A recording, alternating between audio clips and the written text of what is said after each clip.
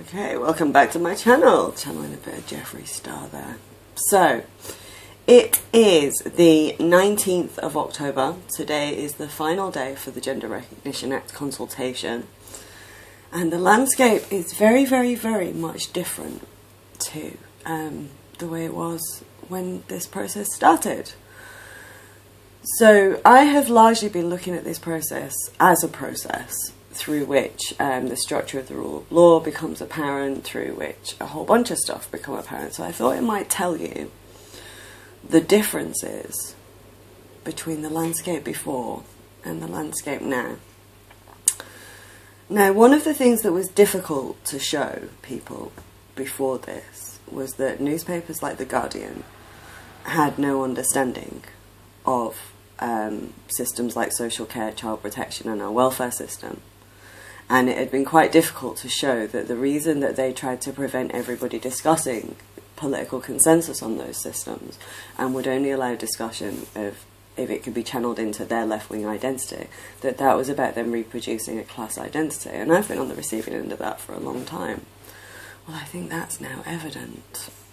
And The Guardian have openly stated that they were not aware of these systems, which means that they were not aware of them during austerity, where they decided that austerity was about who was deserving of pity, and it also means that they were not aware of them in the 30 years beforehand, that they were the voice of those systems. So that's really good. Now, through the push in academia and through the lens of Kathleen Stock, you can see what we were discussing before about academic disciplines and the problems in elite academia and the separation between elite academia and these systems around the rule of law and domestic abuse services, which is why they got targeted with austerity, because elite academia wasn't aware that this was the rule of law, elite media were not aware, and now they've had to openly state this, and we've started a war in higher education. In addition, we have now got confirmation that political parties are not aware of their role in safeguarding in that partnership between parents, professionals and government, and that there is a severe blind spot, and that they are deeply misogynist, and the version of women that they would much rather deal with is abusive men, but they're kind of stuck with us. So that's really useful. And the gender recognition certificate itself, trans rights activists have made meaningless, and what we've largely done is we've forced recognition of the structure of these laws. But the way that we've done it, it's not like somebody said we are going to force recognition. Women stood up organically. Now, somebody asked in a comment what I meant by a reflex. So every time for about 30 years when there has been anything, when academics, politicians and media, The Guardian, anytime they've not known something or they've not been able to account for something. So in academic research you find it as a response to financialisation, as a response to not being aware of changes in family shape, as not being aware of the role of women. Basically, a reflex is something that you do without thinking, and every time there's a crisis, they've been able to lash out at women and go, it must be women. And that's what austerity was. Now, a reflex is born of identity, and if it's a reflex, it's never been challenged because it's happening without challenge.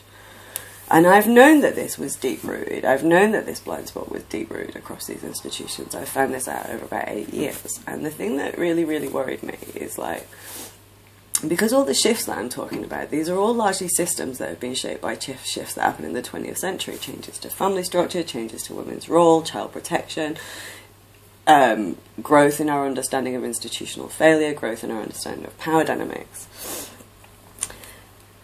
All of this stuff really needed one thing.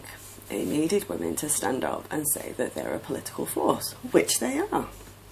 And so we're on the eve of all these institutions being redefined. Trans rights activists have demanded a conversation about these systems, have pushed themselves against these systems and said, we want you to have a conversation about these systems, which we cannot participate in.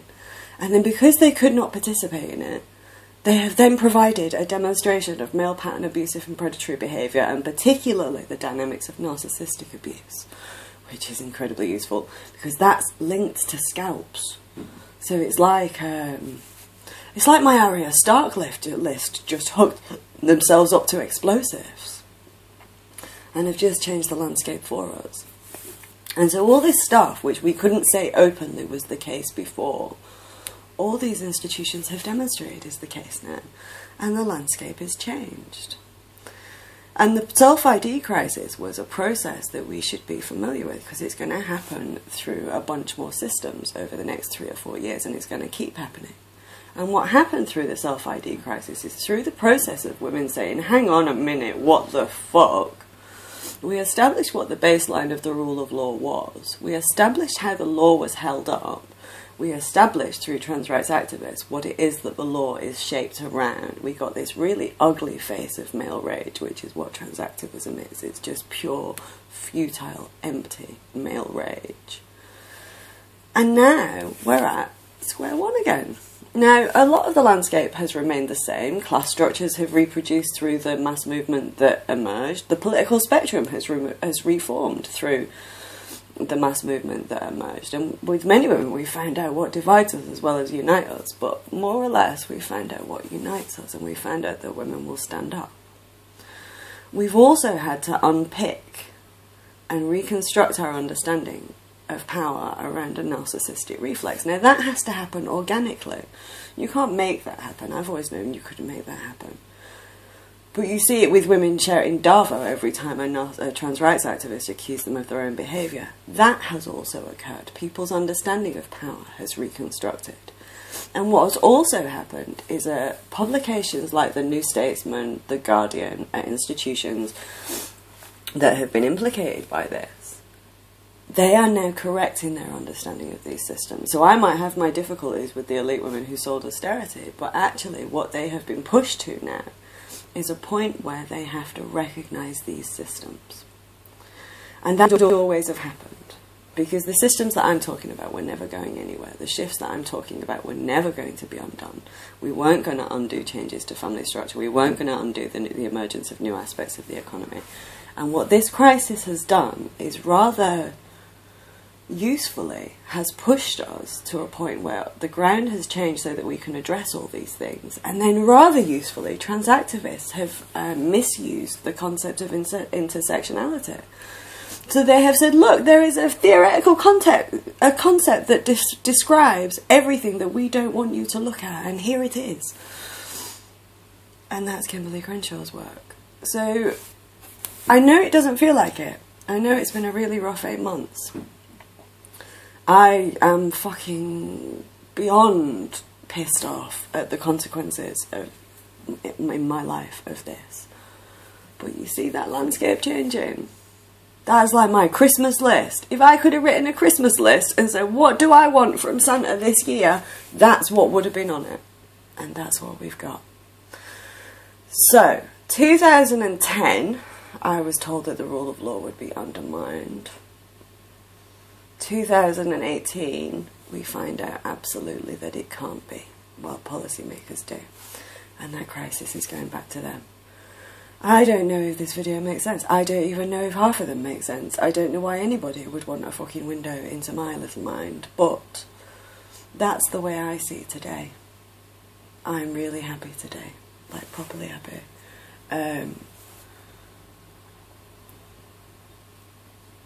The secret of the kind of assessment I do is to leverage your assessment against dissonance falling, and I'm feeling a bit smug that that's worked too. But mostly I'm just really, really proud that women stood up, even the women that don't like me. And so, yeah, the Gender Recognition Act consultation is today. Just well done to all of you. Well done.